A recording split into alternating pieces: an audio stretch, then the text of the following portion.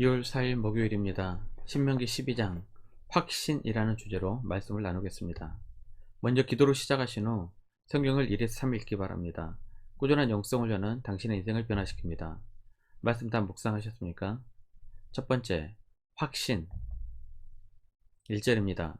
내 조상의 하나님 여호와께서 내게 주셔서 차지하게 하신 땅에서 너희가 평생에 지켜 행할 규례와 법도는 이러하니라. 신명기는 모세의 세 편의 설교입니다. 12장은 두 번째 설교에 해당하는 부분입니다. 아직 가나안 땅에 들어가기 전 모압 평지에서 했던 설교입니다. 그렇다면 여호와께서 내게 주셔서 차지하게 하신 땅이 아니라 차지하게 하실 땅이 문법적으로 맞습니다. 아직 차지한 땅은 아니기 때문입니다. 그렇다면 왜 모세는 이미 이루어진 일처럼 말을 한 것일까요? 하나님께서 이미 이스라엘의 선조인 아브라함과 이삭과 야곱에게 가나안 땅을 약속으로 주셨기에 그 소유권이 이미 이스라엘에게 있다고 믿었기 때문입니다. 창세기 17장 8절입니다. 내가 너와 내 후손에게 내가 고류하는 이 땅 곧 가나안 온 땅을 주어 영원한 기업이 되게 하고 나는 그들의 하나님이 되리라. 이스라엘 사람들은 하나님께서 앞으로 주시겠다고 약속한 곳조차도 이미 이루어진 일이라는 확신이 있었습니다. 모세의 설교 후 얼마 되지 않아 이러한 확신 속에서 결국 가나안 땅을 차지하게 됩니다.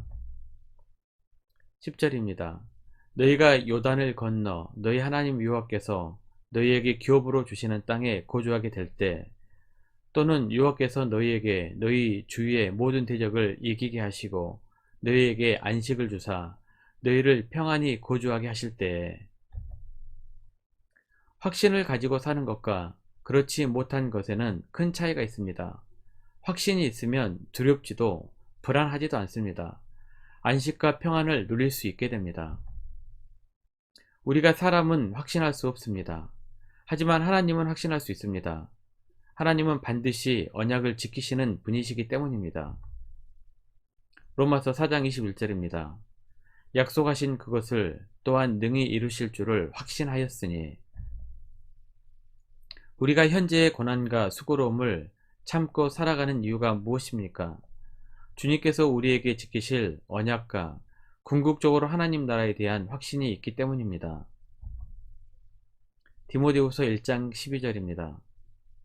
이로 말미암아 내가 또 이 고난을 받되 부끄러워하지 아니함은 내가 믿는 자를 내가 알고 또한 내가 의탁한 것을 그날까지 그가 능히 지키실 줄을 확신함이라.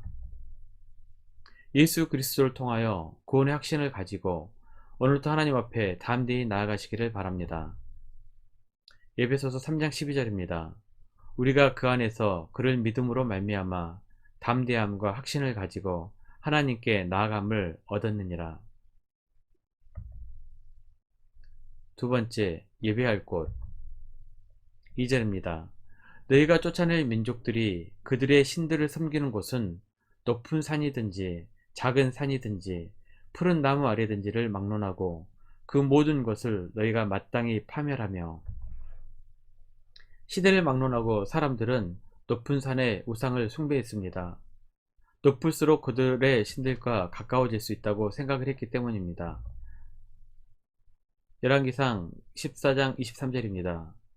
이는 그들도 산 위에와 모든 푸른 나무 아래에 산당과 우상과 아세라상을 세웠음이라. 높은 곳에 서면 자연의 웅장 앞에 사람은 매우 겸손해집니다.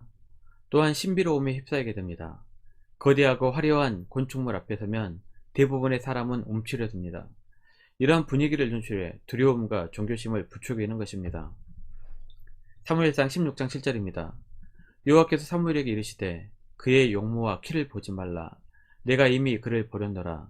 내가 보는 것은 사람과 같지 아니하니 사람은 외모를 보거니와 나 여호와는 중심을 보느니라 하시더라. 장소의 크기와 분위기에 압도당할 필요가 없습니다. 하나님은 분위기에 빠져 드리는 예배보다는 중심과 마음으로 드리는 예배를 받으시기 때문입니다. 요한복음 4장 24절입니다. 하나님은 영이시니 예배하는 자가 영과 진리로 예배할지니라. 하나님 앞에 거룩함과 진실함으로 예배하는 자가 되시기를 바랍니다. 신명기 12장에서는 제사 드릴 장소에 대해 가나안 족속들처럼 여러 곳에서 하지 말고 오직 하나님께서 택하실 곳에서 드리라고 5차례나 반복해서 강조하고 있습니다. 5절입니다. 오직 너희 하나님 여호와께서 자기의 이름을 두시려고 너희 모든 지파 중에서 택하신 곳인 그 계실 곳으로 찾아 나아가서 가나안 땅에 들어가게 되면 하나님께서 12지파 가운데서 특정한 곳을 선택하여 지정하신 곳이 제사 드리는 장소가 될 것입니다. 훗날 유다지파의 땅 예루살렘에 성전이 세워지면서 이 말씀은 성취가 됩니다. 역대하 6장 5절 6절입니다. 내가 내 백성을 애굽 땅에서 인도하여 낸 날부터 내 이름을 둘 만한 집을 건축하기 위하여 이스라엘 모든 지파 가운데서 아무 성읍도 택하지 아니하였으며 내 백성 이스라엘의 주권자가 될 사람을 아무도 택하지 아니하였더니 예루살렘을 택하여 내 이름을 거기 두고 또 다윗을 택하여 내 백성 이스라엘을 다스리게 하였노라 하신지라. 이렇게 이스라엘은 유일 중앙송소 사상을 갖게 됩니다. 하나의 중앙송소는 12지파로 분열된 사회를 하나의 민족으로 결속시키는 힘이 됩니다. 또한 한 곳에서 예배드림으로 인해 이교도들의 우상 숭배 풍습으로부터 구별되어 순수한 유아 신앙을 보존할 수 있게 됩니다. 이런 이유로 이곳저곳에서 우상 숭배했던 모든 상당들을 무너뜨리라고 말씀하셨던 것입니다.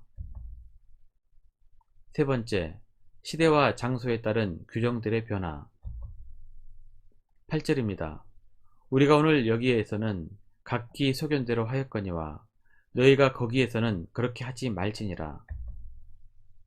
광야에서 이동생활을 하면서 하나님께서 명령하신 규례를 제대로 지킬 수 없는 상황들이 있었습니다. 하지만 가나안 땅에 정착하게 되면 그때에는 제사 규례를 철저히 규정대로 지키라는 것입니다. 방법은 시대와 상황에 따라 바뀔 수 있습니다. 하지만 원칙은 변해서는 안됩니다. 하나님께 예배드리는 원칙은 변해서는 안됩니다. 광야 시대의 상황과 가나안 정착 시대의 상황은 분명히 다릅니다. 이제는 가나안 정착 시대에 맞는 방법을 분명히 규정해 주신 것입니다. 반대로 광야 시대에 반드시 지켜야 했던 규례가 있었습니다. 제물로 쓰이는 짐승은 물론이고 각 가정에서 먹는 짐승도 성막으로 끌고 와서 잡아야 했습니다. 하지만 가나안 정착 시대에는 이것이 불가능했습니다. 남에서 북까지 약 240km나 되는 거리입니다. 예루살렘이 중앙에 있다고 해도 100km가 넘는 곳까지 짐승을 끌고 올 수가 없는 상황이 된 것입니다. 그래서 광야에서 지켰던 짐승을 잡는 규정은 갱신이 됩니다. 가나안 땅에 들어가면 식용으로 쓰는 짐승은 각 가정에서 잡을 수 있게 바뀌게 됩니다. 하지만 제물로 쓰는 짐승은 여전히 성소로 끌고 가야 하는 원칙은 변하지 않았습니다. 시대와 상황에 따라 방법이 변하게 됩니다. 하지만 원칙은 변해서는 안됩니다. 우리도 주일 예배는 내 삶의 우선순위로 여기고 특수한 경우가 아니라면 성전에서 드리는 원칙을 세우십시오. 나머지의 시간은 가정에서 평면목을 통해 하나님과 교제하는 것도 상황에 따라 좋은 방법일 것입니다. 말씀 요약합니다. 첫 번째, 예수 그리스도를 통하여 구원의 확신을 가지고 오늘도 하나님 앞에 담대히 나아가시기를 바랍니다. 두 번째, 주일에 하나님께 드리는 예배는 원칙으로 세우십시오.